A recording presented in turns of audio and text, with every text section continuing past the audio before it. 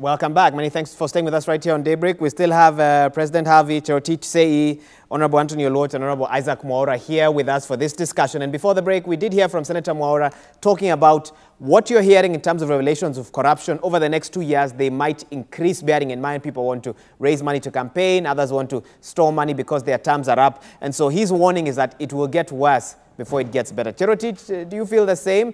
And also, at a time when we've seen a lot of public uproar over hate speech, there are those who say if Kenyans could channel that same energy to put pressure on their leaders on the war on corruption, we might have a different country. Your take? Thank you, Wahiga. If the public were to, first of all, start off by engaging in recall of their legislators who have failed in their duty of care towards their electorate in terms of tackling this issue called corruption, if our duty bearers in the legislature are not able to stand up and defend our rights, we are also to blame because we put them there and yet we are unable to recall them. But I want to say that President Uhuru Kenyatta categorically, I say this categorically without fear of contradiction, is not in the least bit serious about fighting corruption. I have never known a head of state who has such an insatiable appetite for debt. Anything that throws money at us, we will take it.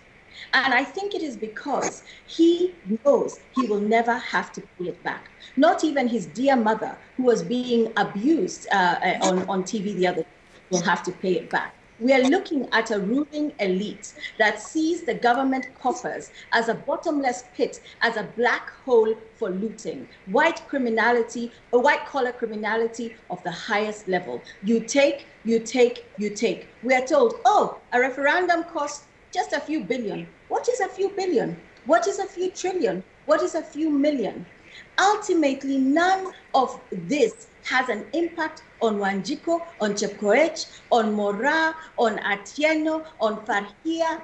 No bearing whatsoever on her ability to buy some mafuta, to buy some salt, to buy some tea leaves, to pay for electricity, to cover hospital bills. Even this mess scandal worth billions and billions of shillings. Have we seen an improvement in the health of Kenya as a result of that? So we are dealing with a political elite that is absolutely insensitive and has had a culture of many decades of looting from public coffers. And until Kenyans decide that we are no longer going to tolerate the has-beens who are sitting in power, who are sitting in office, who seek to consolidate and maintain that power indefinitely. And until Kenyans have said, we need a brand new beginning, we need a fresh start, we need people who are committed to an anti-corruption agenda, because it doesn't matter what your manifesto says. It doesn't matter how excellent your development plan is. So long as corruption, theft, rent-seeking, crony capitalism, kickback, money laundering, so long as that is hardwired into the DNA of those in charge, those in the three arms of government, we are moving nowhere as a country. So President Uhuru Kenyatta, and we can say Uhuruto, because they have been in power all these years, no matter the fact that Deputy President William is now in the doldrums, I hold them responsible for driving us deeper into this pit of penury as Kenyans, and they don't care and just pay public lip service to our current status and berate us. But they are the ones who are stealing from Kenya. I wanted you just to briefly comment. When you listened to Senator Mwaura speaking and talking about his frustration with corruption, and he sits in Parliament meant to play an oversight role. In 30 seconds, just what would you say to the two parliamentarians that we have here today in terms of their role? And I'll give them a chance to respond.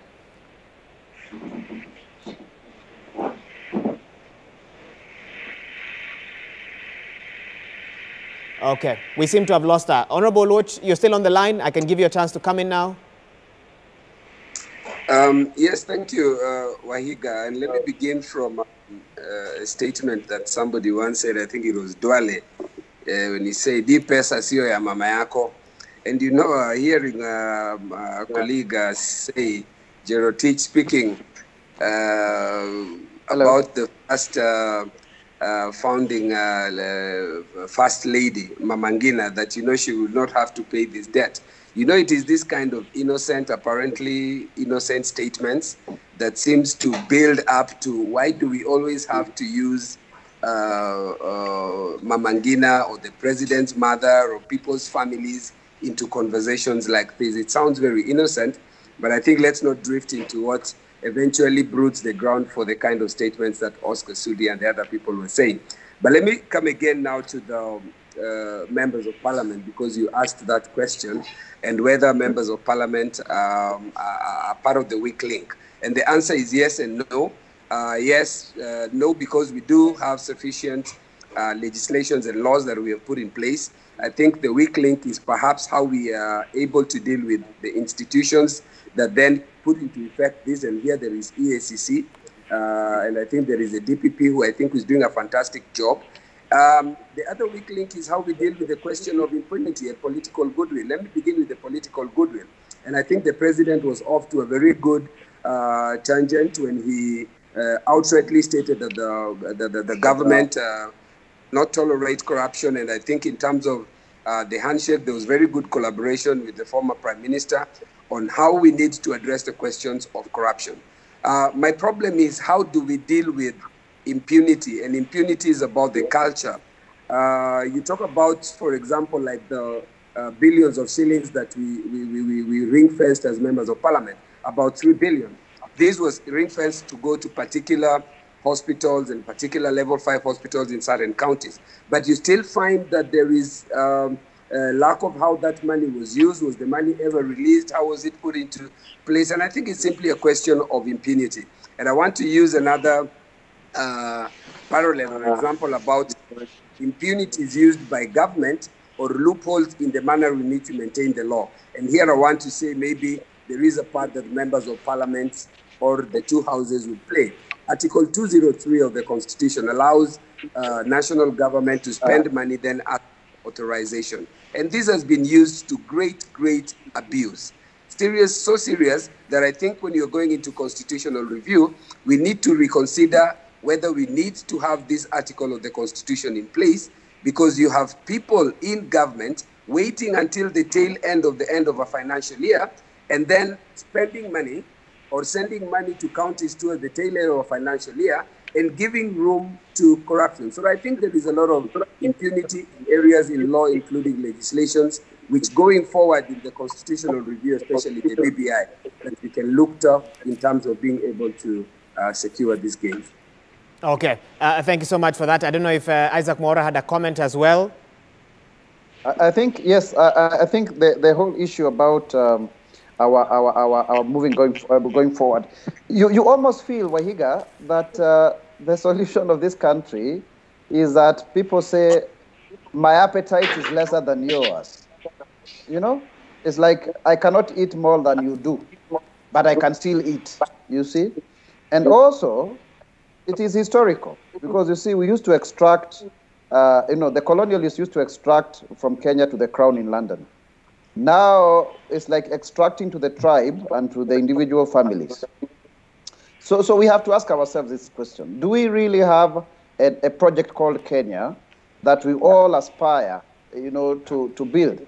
And I was just reading a comment about Angela Merkel, the Iron Lady of the German economy. I think it is the fourth or thereabout economy in the world, the biggest in Europe. and one of our staffers asked, I photographed you 10 years ago with the same dress.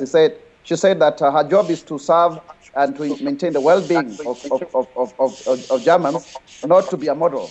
And I think also Mwai Kibaki, our immediate past president, is on record as having said that when you get an opportunity for leadership, to paraphrase, it's not an opportunity to enrich yourself. Because even if you have all of these monies, Wahiga, where do you leave, them to? Is it about your children? Because you can only do so much with what you have. So it's a question of, it's pricking of a national conscience, and I'm speaking this with a very heavy heart. If you look at the amounts of monies that have been expropriated from our country, they stand at 14.8 trillion shillings. We are a small economy of about $100 billion to the GDP. And Wahiga, look at the monies that have been given to counties, $1 trillion, at a whole trillion. You see, so that is a lot of money if it were to be transformation. But you go to counties like Busia. Let me take example Busia. You don't see much change. You go to Kitui, you see some bit of change. Of course, devolution is a revolution. But what are we saying? What is the need of reducing the public good that comes with the public coffers by dint of appropriating to yourselves and your luxuries? I mean, Malaysia has had that experience with the immediate, Prime Minister, Najib Razak, who had to be removed for an older Prime Minister, Mahathir Mohamad, to come back into power at 93 years old. I mean, because Mahathir was able to transform Malaysia, but then Najib came and stole an equivalent of about $70 billion, you see. But now he had to get out of power. So I think there's a way in which, therefore, Kenyans must reach and agree that when you steal, you don't steal for your tribe. You don't steal for them. Much as maybe something that I mean, by the way, Hika, you'll be surprised to hear this. I did a survey in Kiambu County, and I realized people are not worried about where you got your money from. They were more keen on how you give that money to them. I was very, very surprised. And interestingly, the people who least cared about where you got your money from were actually women. You know, women were the ones who, and in the other, I thought maybe it would be the other way around. And I'm not trying to have gender bias. I'm talking about a scientific research that I was able to commission. So those are some of the things. Is it that we have reached a place where we no longer care?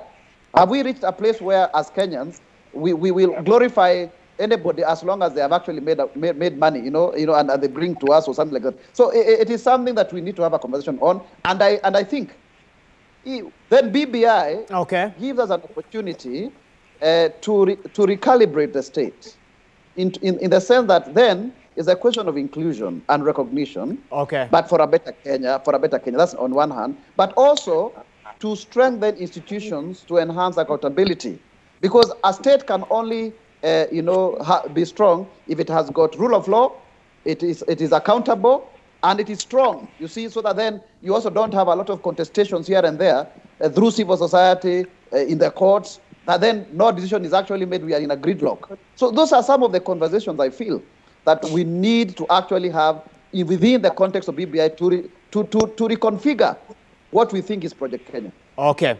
Ladies and gentlemen, I need to wrap up this discussion, so I'm going to give each you a chance to get your final thoughts. What we are seeing right now are political leaders beginning to traverse the country. They're not telling us exactly what they're doing, but it does look like campaigns are back on. What sort of messaging should Kenyans be looking out for? What should they think about for a better Kenya? President Harvey, we start with you, and then Cherotich. The Parliament of Kenya, the executive and the opposition have let Kenyans down. There is nothing more they can do to better the situation they've made worse. And this is quite clear from what we've heard from my friend Anthony Olwoch and Senator Mwaura. They speak so well. They talk about Malaysia. Why can't they do what has been done in Malaysia? They have the power under the constitution to check state officers, state agencies, and even the president and the deputy president. Why haven't they checked them? Why haven't they removed Mutahi Kagwe from office? What can they do if given time? They will do nothing.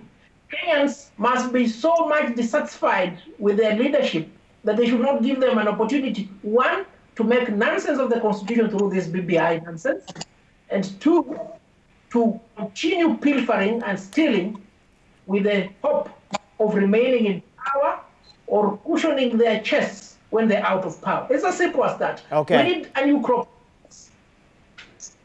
All right. Thank you. That's your final statement. Cherotich, go ahead.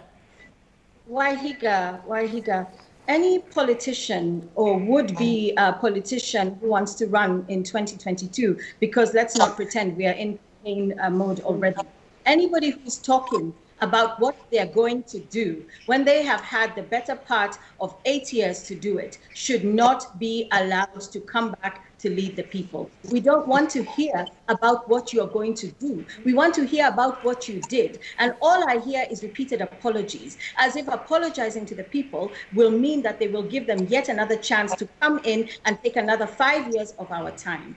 And I also want to close this by saying that hate speech and attacking other people, violently, verbally speaking, so to speak, is really something that we must continue to look out for as Kenyans, and even to kindly and gently let Honorable Oluoch know that ultimately for me, I did not make my statement innocently. When I talk about the elite not having a grasp on what it is that the population has to face in terms of taxes and high cost of living, I was not being innocent. I'm very serious about that. And so long as the ordinary Mwananchi understands that that person at the top there has no connection to their struggles on the ground, then they might begin to make better choices. Okay, thank you for that parting shot. Let me see who to give the last word here between. Okay, Honorable Watch, maybe we can go on to you. Your final thoughts on this? Thank you very much. And my parting shot is that the role of checking government and excesses of government and reining in on corruption under the Constitution 2010 was contemplated to be collective. And I'm saying this with utmost respect to my President Nelson Havi. There was a time when the shoe was on the other hand, and there is always a time when the pendulum will shift. There was a time when LSK was the weaker link, and under LSK Act itself, LSK is supposed to defend public good and its constitutionalism and things like that. There is a role that Parliament plays, and I think we are going to have to understand and live with the new norm that the Constitution contemplated that the oversight role is spread. It is spread in Parliament under Article 95 in its plenary, under Article 95 in terms of the committees that we set up in Parliament. It is spread to our institutions like Ethics and Anti-Corruptions.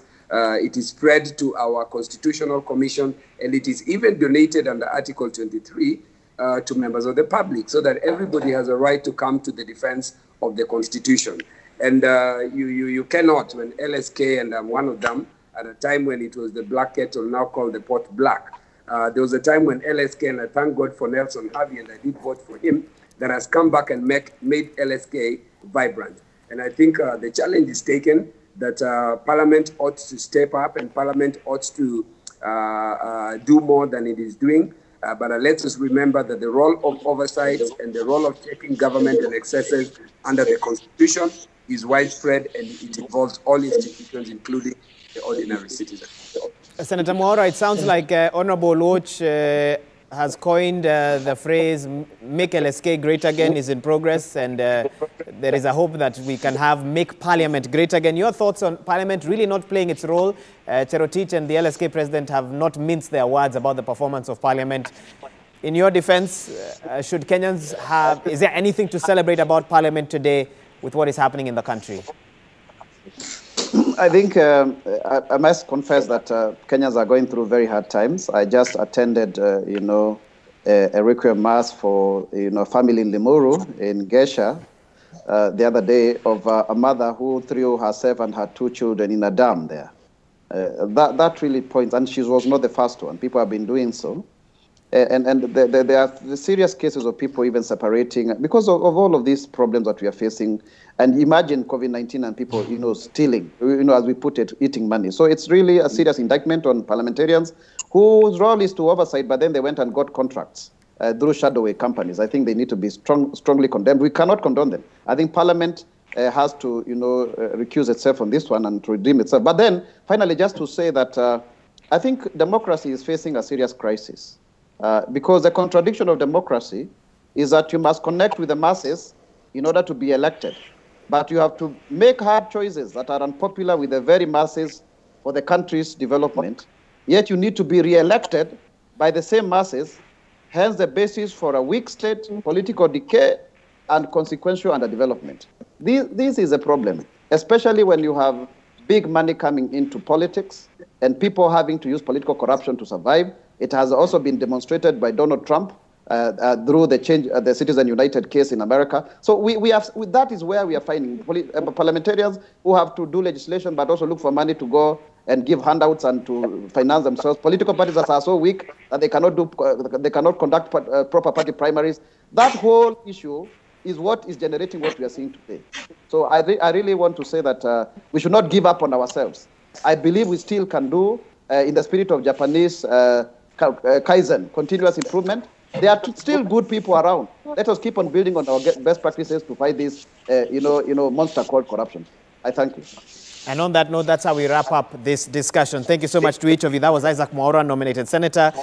Before him, Anthony Oluoch, MP Mathare. We have Cherotich Sei, active citizen, and the president of the LSK, Nelson Havi. Each of them sharing their views on the state of the nation. What is your view? Let us know. 22422 is the SMS line. Hashtag Daybreak. Clearly, a lot to think about on a day like today. And this is what some of you are saying online.